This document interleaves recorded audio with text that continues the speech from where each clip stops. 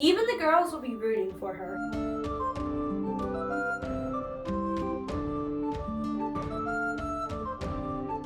Hi, I'm Kaitlyn Turnboo, the authortube that helps you write, market, and publish a book the right way the first time. This video is for all the men watching. If you're a woman watching, then thank you.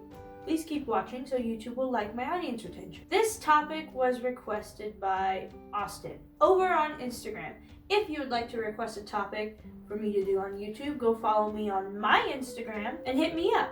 Or just leave in the comments below because I see that too. Male author, how do you write female characters? This can be tricky. I can get the confusion here. I have a lot of guy friends. At least for those guy friends, they don't understand women even the least bit. Now I know I'm not a male author, but several men did look over my script to help me working on this. I just hope you'll find some pointers in here and be able to make a good female character. Protagonist, side character, whatever. In this video, I'm giving advice on how to write female character. For all the females watching, feel free to put any input you wish in the comments below. Before I get into the juicy stuff, hit that subscribe button so that way you will be updated on all the writing and marketing advice I give on this channel, and there's a giveaway for you at the end of the video. As far as many people say and what I've read and what I've watched, men usually when they visualize women are either too far girly and common or too far abnormal and cool. Does that make sense? You're either swinging too far on one end when really you should find it in the middle in a balance. I'm going to teach you how to do that in this video. Let's get on to the steps. 1. Female characters are just characters. They have the same rules when it comes to making a regular character, which you should be going through in your outlining phase. You put them together like any other character. The same rules apply. They've got flaws, they've got hobbies, they've got history, they've got scars, they've got fears, they've got these little quirks like biting their lips or playing with their hair, whatever. Create a character profile that is dimensional, that readers will be able to connect to, like you would any other character. For more details on this, I got a video on how to make a good character right there. Now that you know that, guys, go ahead and take a load off. That's the hardest part. You literally just are like 95% done. Gender of a character doesn't change what is a good character. The rules are the same when it comes to that. So now that you have that down because you watched the video I sent you to after this video is done, I am going to give you advice on how to understand women as a whole better. Because even though creating character, it's the same process, really what you guys were asking was that you can't deny that there are genetic and social differences with male and female. And you got to take those into account, obviously, when you're creating a character. And those are going to be the ones I'm going to teach you on today. At least I'm pretty sure that's what you guys meant when you were asking how to write female characters. Number 2, females are just as bad A as males. This is a mistake I see. Not all females need to be saved. Did you know that girls have brains and muscles and goals? Like they have stuff they strive for.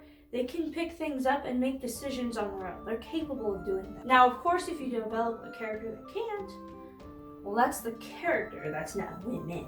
But the other part of this step is women are not invincible either. Remember how I said guys swing from one side or the other? Okay, so one side, they're the damsel in distress and they can't think for themselves, they need a man.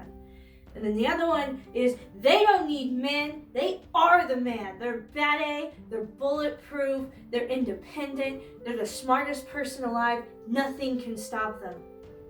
That's not true either. People made females invincible and awesome because probably made a lot of guys go, ugh.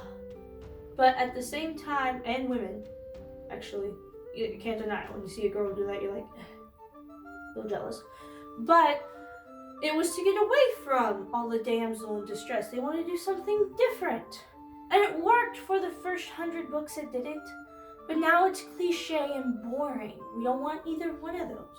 Gotta go in the middle. Gotta give her flaws, just like creating a regular character, but give her some cool stuff too.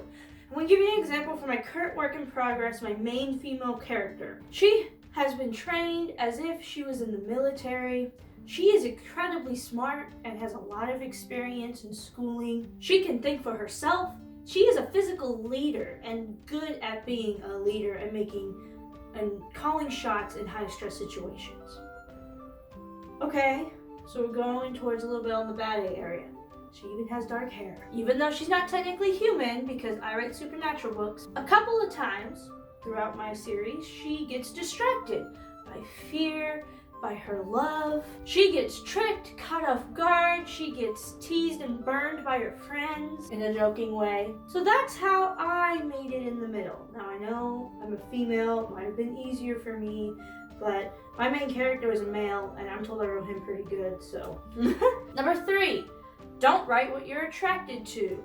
Now I'm not a guy, so I didn't know guys did this, but apparently, according to some male authors I've said, it is common for guys, and according to some male authors that I've talked to, it is common for guys to write the women they are attracted to. All the women, if there's more than one woman, they usually have some sort of similar traits or similar looks because that's what you want to see in a woman. Don't do that. In fact, if you're a female, don't do that with a guy either. Readers can tell when you're doing this. It just makes sense because they usually don't fit in the story, they fit in your life, not the story's life. Makes sense? And then when you're trying to get away from this, think about the setting and what this woman has gone through. What have her parents gone through? These are things you're going to be thinking of during character profiles, but what her parents look like and what her grandparents look like are what are going to contribute to what she looks like. If she has been in a tragic accident that involved knives or fire, she might have some scars that's going to affect her. And then back to setting, did you know that in medieval times the chunkier women were considered beautiful? So it was a sign of wealth. So if you know, a lot of people know that, I don't know if you do or not, but fun fact. So if you write a female that looks like a supermodel, but it's taking place in medieval times, not all the guys are going to turn to her and go, whoa.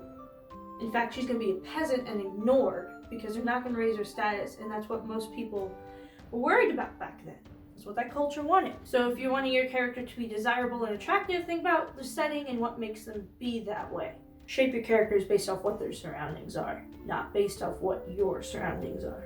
Number 4, research. This ties into what I just said. If you don't know how a woman would react to a situation your character is going to have to react to, you can look it up on Google. You can ask a woman, or I would actually suggest several women. Tell them about your character. Tell them that your character has gone through this, this, and this. She is ambitious. She is tall. She's scared that she will lose her puppy. And then how would she react to a given situation?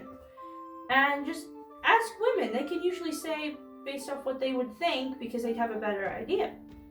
And boom, you might get your answer because they might be similar. Also, think about females you have watched in movies and books that many people, including women, have complimented on how the characters were shaped, especially if it was written by a man. Nah, they could be written by either. What makes them interesting? How do they react to certain situations? Number 5, break free from stereotypes. Okay, so we know that there's one side, you remember? There's one side of the stereotypes where they like pink, they like puppies, they love glitter, they have slumber parties, they do makeup and hair all the time. So there's one stereotype, right? You've seen that girl. But then there's the other one. The other stereotype that someone decided to go after this one because they wanted to get away from the original stereotype and this became one. And that is the exact opposite. The goth.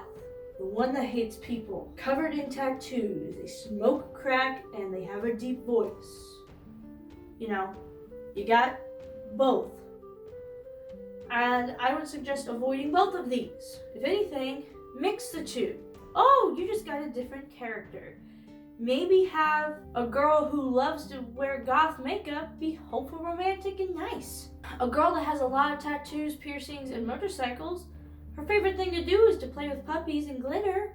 Why not? Who doesn't? Society puts a lot of pressures on, like it or not, society puts a lot of pressure on girls to be a certain way. Or depends on what situation, but usually they are, kind of looked at that they need to act and look a certain way. And so, in some situations, the girl fits right in, and others they don't. And many women are offended by some of them and they rebel against. And then there are other issues where women are totally for. And that just changes per person. So in your character, they should be part of some things that their society puts on them, but then against others. It diversifies them. I know all these examples I've been giving you are very flat and just putting two stereotypes next to each other, but I'm trying to serve a point and I hope you're getting it. Just know the different characters are the good characters that people actually connect to. There's a few tips from my How to Write a Good Protagonist video that you're going to want to check out to really master this step. And I think this step's the most important, so just go over there. It's not going to hurt you. In fact, it's one of my shorter videos, so just go do it. By the way, this entire list goes for women writing male characters too, okay? Alright, so you made it to the end. Now for my surprise. I'm giving away a $100 Amazon gift card once we hit 1,000 subscribers. All you have to do is subscribe, hit the notification bell, like this video, and comment the name of your favorite female character from a book or movie. And whoosh, you're done. Since the winner is chosen at random, feel free to go on all my other videos and like and respond to their questions, just so you'll have more chances to win. I'm a lecturer for a living. Oh, yeah. I got a lot of guy friends. I know that one.